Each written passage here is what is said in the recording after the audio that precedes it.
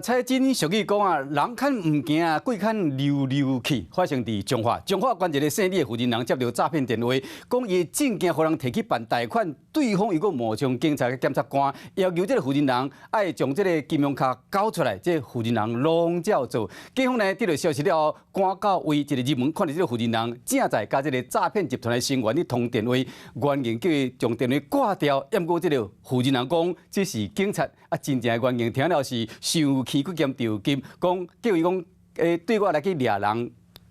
算是讲要掠真正的警察，要掠假的警察，互你看。即个将这个负责人口袋内底有200多万的这个现金保掉咧。我们警察，当时你有交一个新闻带给一个男生。关警到场，当咧问负责人，敢是交金融卡交予诈骗集团的时，发现伊还搁咧甲因通电话。先挂掉，这个警官呐，小姐先挂掉了。真的警察就伫咧头前，负责人也是唔相信，坚持要甲电话中的假警察讲话。先挂掉，我们是警察啦。警官他检查进我们呢。看负责人也是半信半疑，原警只好甲伊讲要带伊去看家己甲假警察抓起来。过去啦，来啦。去哪里？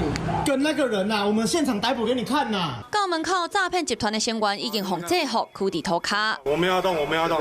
真的警察掠假警察就发生伫彰化，当时李姓负责人接到诈骗电话，讲有人摕伊的证件来办贷款，所落来就假做警察甲检察官来收金融卡，负责人拢照做。谎称如要顺利结案，需缴交金融卡作为证物，以接获民众报案称有可疑人士在住家附近徘徊。不过当时就算原警到场，负责人也阁无啥相信，一直到看到摕家己金融卡的人拘伫涂骹，才知影家己互诈骗。嘛，加在原警及时来阻挡，负责人口座内底的钱，才无互人领了了。